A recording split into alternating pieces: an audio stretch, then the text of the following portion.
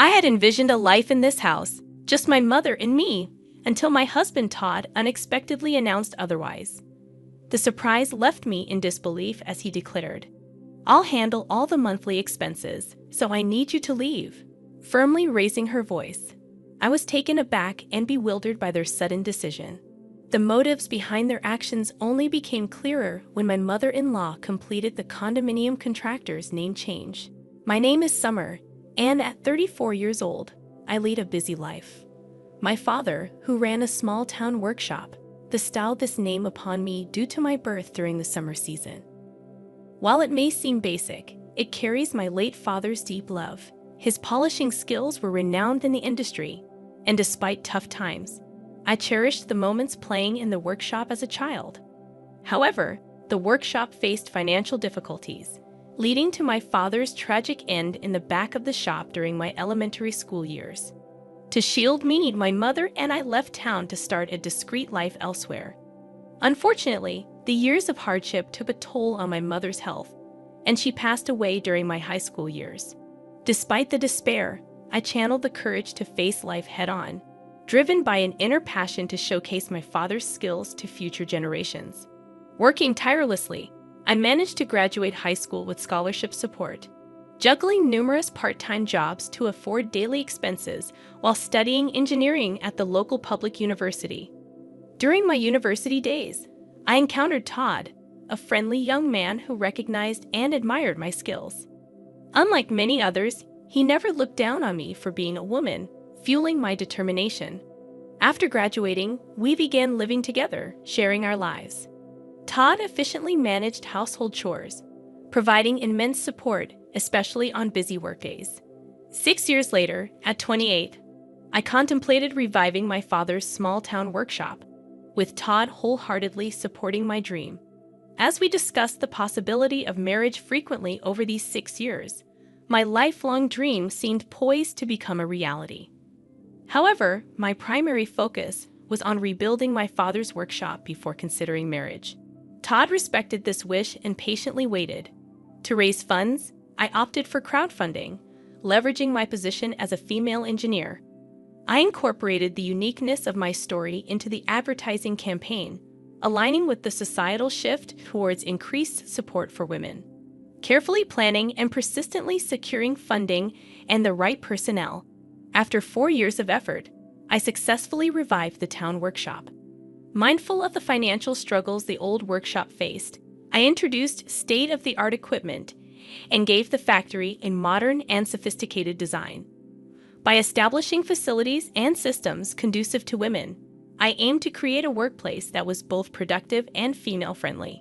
These efforts quickly elevated the workshop's status to top tier within the industry. While some might perceive my success as luck, it was, in fact, the result of numerous challenges and tireless efforts. Todd, my university partner, knew this best. However, Todd's career faced challenges, and while his colleagues progressed, he remained a rank-and-file employee. Growing frustrated, he started expressing his dissatisfaction, saying coldly, "You're really lucky to have succeeded. There must be someone better for you than me, right?" I repeatedly reassured him that my success wouldn't have been possible without his unwavering support. I genuinely believed his involvement in my life and career was indispensable.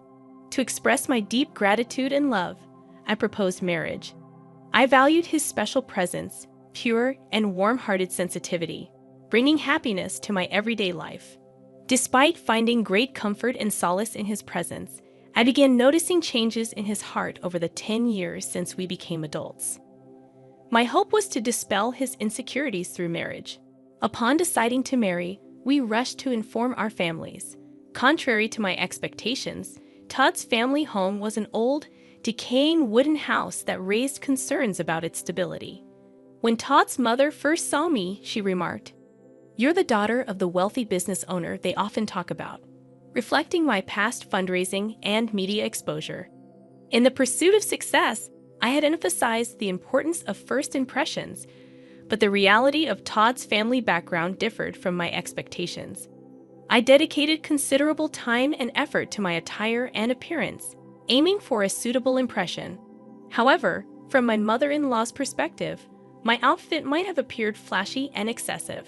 She started speaking in a sarcastic tone, implying that I owed my appearance to Todd's assistance.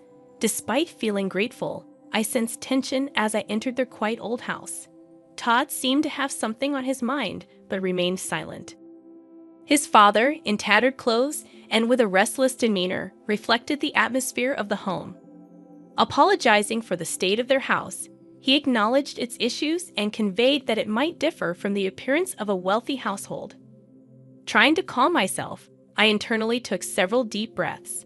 Each time I made a casual remark, Todd's parents responded with comments about how rich people have different ways of thinking and values than common people like us, making genuine conversation difficult. Back at home, I asked Todd about his parents' views on wealth, and he shared surprising facts. Since childhood, he was taught that fancy apartment buildings were probably built on wrongdoing, and wealthy people engaged in shady dealings. They were believed to lack understanding of others' feelings or hardships, and Todd was advised to avoid befriending children from wealthy families. Although I hadn't grown up in a wealthy family myself, I found it intriguing to understand the roots of his parents' strong feelings. Even afterward, Todd's parents disapproved of our relationship. His mother often expressed concern about me making him do too much, while his father advised him not to let married life be completely dominated by his wife. These sentiments seemed to contribute to Todd's declining self-esteem. Behind my successful career was a desire to fulfill my late father's dream, not a wish to look down on others or use them. Despite Todd previously discussing this with his parents, my social success left a lasting impression on them.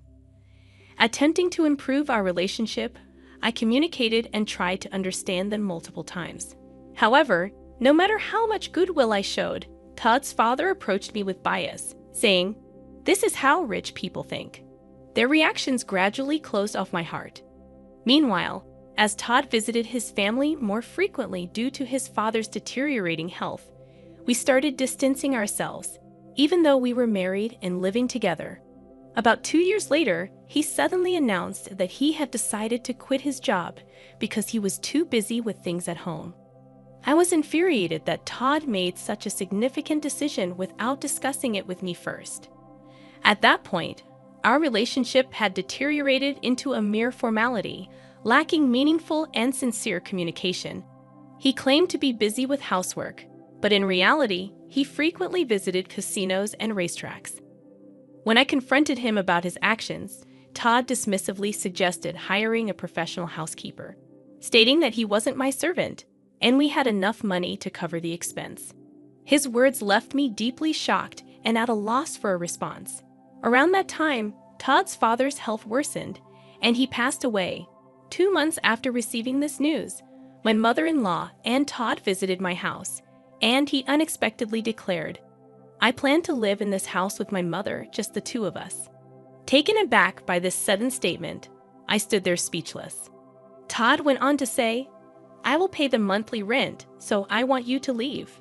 Shocked by this demand, I could only ask, "Wait a minute, are you really able to pay the rent, Todd?"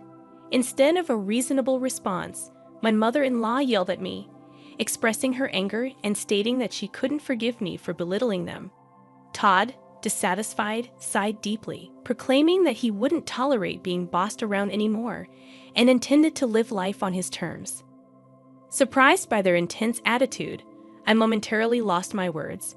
Reflecting on their past actions and words, I realized that dealing with them would be extremely challenging. I responded firmly, "I understand. I will leave this house next month."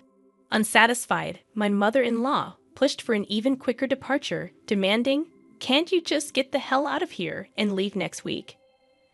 I'm being ready for my new life, and I've already arranged for my stuff to be delivered to my new house. Her abrupt demands puzzled me, considering I had just decided to leave. Unable to comprehend her reasoning or course of action, I hesitated. In response, my mother-in-law raised her voice even more, asserting, "Someone as wealthy as you should leave them moving to professionals, right?" She repeated a sarcastic phrase, implying that she viewed the wealthy as something special or different. Initially, I considered it proper for them to move to a new place since I was the one who contracted for the house. However, My mother-in-law continued to assert strongly. This house belongs to Todd. No matter how much you earn, I won't allow you to hide that fact. Behind her words, I sensed a message that my higher income shouldn't make me feel superior to Todd.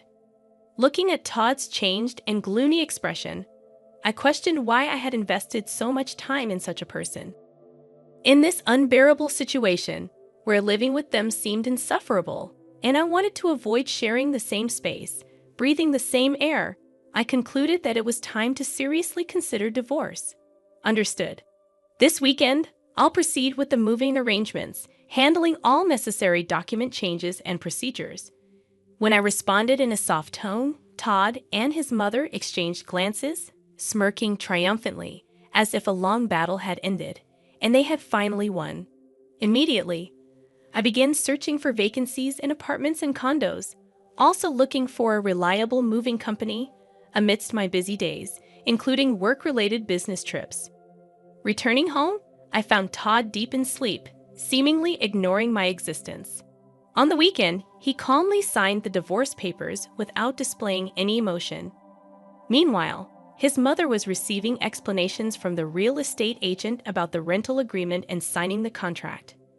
I was particularly concerned about whether she truly understood the high rent of $66,000. After completing all the procedures, I found myself walking alone toward a new place with a high-rise condo behind me. The new apartment, a one-bedroom with secure surroundings, was perfect for me living alone. During the move, I decided to discard many unnecessary things, clearing both my room and my mind for a fresh start. Decorating the space to my liking was an enjoyable time for me, gradually immersing myself in the new lifestyle. Thoughts of Todd and his family started to fade, although I couldn't completely erase them from my mind. Reflecting on the memories with Todd and the challenging times we had overcome together, I never imagined our relationship would end this way, especially during our university days when we struggled financially. We supported each other's livelihood. The strain that developed over time was deep and immeasurable. However, I later came across shocking information when I coincidentally reunited with a university friend. She told me rumors of Todd flaunting around in city clubs. Also, a former neighbor from where I used to live mentioned seeing my ex-mother-in-law frequently entering and exiting a luxury foreign car. They described them wearing unfamiliar luxurious fur clothes and speaking completely differently than before. Hearing about their lavish lifestyle, I couldn't believe they'd once looked down on the wealthy. Particularly after I had distanced myself from that life, I saw how much they had transformed. Then, unexpectedly, 2 months later, I received a call from Todd. "I really need your help." His voice conveyed a level of desperation I had never heard before. I had not expected to hear from him in such a manner after our one-sided relationship ended. Actually, we've gotten ourselves into some unexpected trouble. What exactly happened? Todd's response indicated that the events had begun 3 months prior. He was shocked to learn the astonishing truth through a call from his mother. "I hit the jackpot in the lottery. Can you believe $30 million? She had apparently been buying lottery tickets in the past, and this time she had won an amount beyond her wildest dreams. Is that really true, or is it a joke?" Todd asked her to confirm. After checking the lottery numbers multiple times herself, the ex-mother-in-law assured, "There's no mistake. I've checked it over and over. We are so unbelievably rich now. Now we can face those upper-class people with no problem. Truly, God has blessed us." She spoke with elation, lifting her spirits. Moved by these words, Todd was in tears, and his mother added, "With this amazing stroke of luck, you can escape from that woman's clutches. Have you heard? She seems to be frolicking around with some young guy now. Such a woman should be kept at a distance." These words pushed Todd further, and his pent-up anger and frustration boiled over. "Now that we've acquired wealth, I won't be controlled by her. We won't have anything to do with her anymore," he declared with a trembling voice, informing me of our disconnection. It became evident that during these events, a common goal had emerged between them to completely exclude me. Subsequently, they began a lavish lifestyle in a downtown luxury condo, seemingly spending extravagantly every day. Todd used his savings liberally, and the ex-mother-in-law spent her late husband's inheritance without any reservations. Excited, they decided to go to the nearest bank to cash in the lottery ticket. However, at the bank, they faced a shocking truth. The lottery ticket they brought was from the previous year. Disbelief and dismay spread across their faces. It turned out the ex-mother-in-law had been comparing last year's lottery ticket with this year's winning numbers. Amidst this commotion, there was a deep-seated fear that somehow I would take their wealth from them. Surprised upon hearing their story, I was at a loss for words. "That's truly unfortunate and sad." I conveyed my sympathy. Just as I was about to end the call, Todd spoke up again, asking, "But we should have a right to alimony, right?" Continuing to claim without any basis, he added, "You were cheating, right? On that fact alone, we should be able to claim alimony." Explaining his situation, Todd felt stressed about the house and believed he had the right to demand alimony. However, it was clear in my memory that Todd had quit his job on his own accord. My emotions surged, and I couldn't tolerate such baseless claims. "I can't believe you would say such a thing, you sleazy man. Are you for real?" I raised my voice involuntarily. In this moment, my usual calm judgment and strong resilience frayed. Perhaps sensing my anger, I could feel Todd's surprise and confusion over the phone. "Truly, it's me who should be seeking alimony. You only think about yourself, heartlessly kicking me out always. That want-to-be-rich spiel, I heard it so many times. Why do you and your mother complain so much? I can't tolerate this attitude of just being jealous without making any effort." I continued with an emotional outburst. After my emotional outburst, there was a moment of silence. Then, I felt a sense of clarity and hung up the phone. Their mistake with the lottery ticket astounded me, but now it was none of my business. Whatever fate they met was irrelevant to me. Days later, as I walked in front of my factory, I saw my ex-mother-in-law in a visibly deplorable state. She appeared before me and began to prostrate. "Please help me. We can't afford to return the $66,000. Please come back and be a part of our family again." That should have been clearly written in the documents. Why didn't he check them thoroughly? Didn't he understand how serious it all was? And about that lottery ticket, I murmured slowly, choosing my words carefully. "Will you truly abandon a mother and child struck by such misfortune?" After a pause, I shook my head calmly and said, "I believe that luck, in many cases, is something you forge for yourself despite hardships. I have strived to carve out my own destiny. How much of that mindset did you have?" My words left her with a surprised and somewhat regretful expression. Struggling to find a response, I walked past her and started walking in the direction of the building. After a short walk, I turned around to find my former mother-in-law still standing there. But I never looked back again and kept walking, focused on the path ahead. As expected, Todd and his mother were eventually evicted from the luxury condo. They chose an old wooden shack as their new dwelling, having spent all their savings. Now they spend their days working various part-time jobs to support themselves and save for the future. Over the following years, I dedicated myself to my work, and my factory grew far beyond its original small-town scale. I secured funds to purchase a larger plot of land nearby and established a new state-of-the-art factory there. This newly built facility was designed with the comfort of the entire family in mind, complete with maternity leave and childcare facilities for employees. Although my parents were not able to witness this success in person, every time I see a smiling couple with their children visiting the factory, I remember myself as a child and feel a deep sense of relief and happiness at the sight of them.